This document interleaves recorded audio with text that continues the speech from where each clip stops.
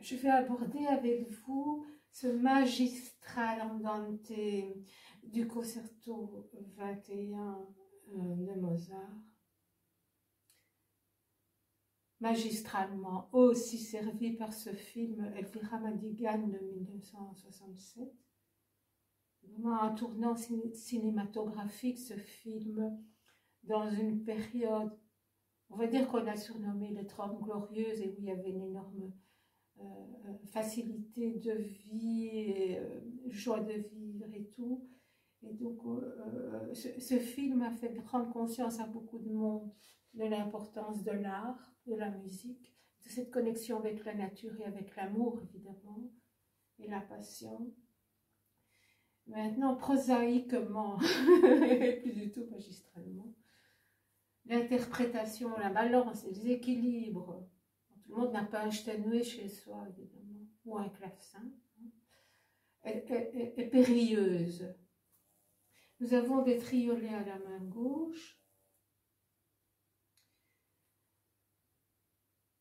On est dans un 4-temps. On est en fa majeur. On a tantôt des accords de tierces dans ce triolet, tantôt des accords fondamentaux. Et donc, on ne peut pas, on a très peu de notes, et en plus dans le soprane à la main droite, on ne peut pas étouffer par la main gauche ces pauvres notes dénudées et qui doivent être si chantantes et si parlantes au cœur. Donc la main gauche, elle doit être très discrète, mais en même temps elle ne peut pas être floue, et elle doit bien quand même marquer 7 ans. Parce que dans les triolets, voici mon accord, il est partagé en deux, une basse et des accords de tierce. Je ne peux pas le faire comme du Schubert en continu.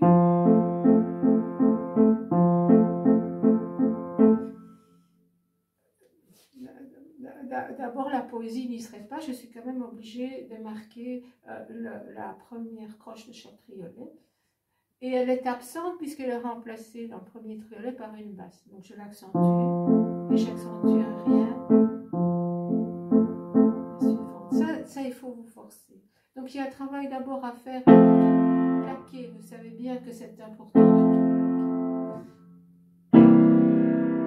Parce que comme ça, votre main, elle a l'empreinte, déjà dans son déplacement, elle a l'empreinte du tout. Et pas de couper. Donc vous travaillez toute cette main gauche comme ça, dans l'empreinte du tout. Alors la main droite, ça dépend du piano que vous avez chez vous. Il faut vraiment l'apprivoiser. Moi, il m'arrive de mettre plusieurs doigts en soutien pour mieux faire chanter. Vous voyez? Ça, c'est une bonne approche. Vous voyez l'importance d'accentuer le groupe du deuxième triolet pour qu'il se fonde dans la note de la main droite. Il y reste le problème technique des croches et des doubles croches sur triolet. Donc vous savez bien que lorsqu'on a affaire à 2 croches sur un triolet, on fait passer, il y a la première ensemble, on fait passer là où il y en a le plus en priorité, et puis on intercale. Donc il n'y a plus rien ensemble à part la première. C'est exactement la même construction lorsqu'on a des doubles croches. Il n'y a que la première double croche qui est avec la première du triolet, mais après on fait passer en priorité là où il y en a le plus, et comme c'est dans les doubles croches qu'il y en a une de plus, on met d'abord la deuxième double croche avant d'intercaler chacun son tour. Donc ça va vous demander un travail à part. Maintenant, les trilles. Les trilles, écoutez, on est doué ou pas, mais ça se travaille pour améliorer quand même. Soit à doigt plat, soit à doigt plié, soit à mouvement de poignet pour les faire un peu varier à chaque temps. Mais la règle générale est que Normalement, on commence avec la note supérieure, mais la note supérieure, elle est dans le chant, dans la mesure juste avant, donc on ne va pas la répéter. Et la queue du tri, la fin du tri, la boucle du tri, qui se termine par 2 petites notes, elle est toujours en double croche. Le tri, il est censé être en triple croche. Et donc ça vous fait 8 notes autant à la noire, hein, la triple croche. Mais on termine à la double croche. Les 2 dernières sont à la double croche. Donc, les 2 dernières vont se mettre, vont être déjà plus lentes et vont se mettre après la dernière du triolet. Je continue. Alors, il y a des endroits, on ne se rend pas compte quand on entend le concerto parce qu'à l'orchestre, il y a les instruments avant qui jouent et qui dialoguent avec le piano. Mais il y a des endroits à la partition où il y a vraiment très peu de notes. Alors, quand une appoggiature n'est pas barrée, elle partage le temps de la suivante. Donc en fait, ici, on aurait croche-croche. Et c'est pas jeté comme ça. C'est croche-croche, noir, pari, sol, mi, do, gruppetto.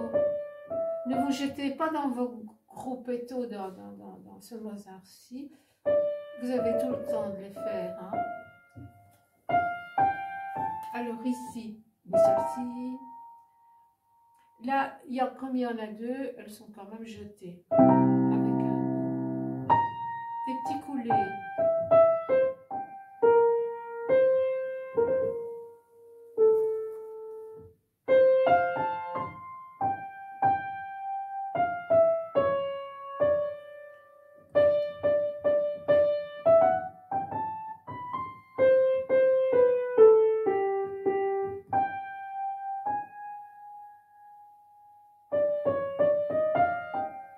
Attention qu'il y a des triolets à droite. Là, hein.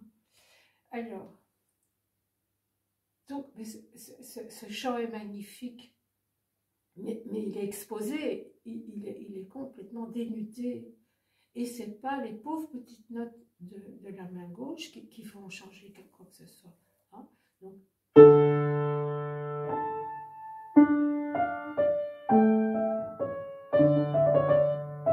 je le fais sans pédale hein, pour l'instant.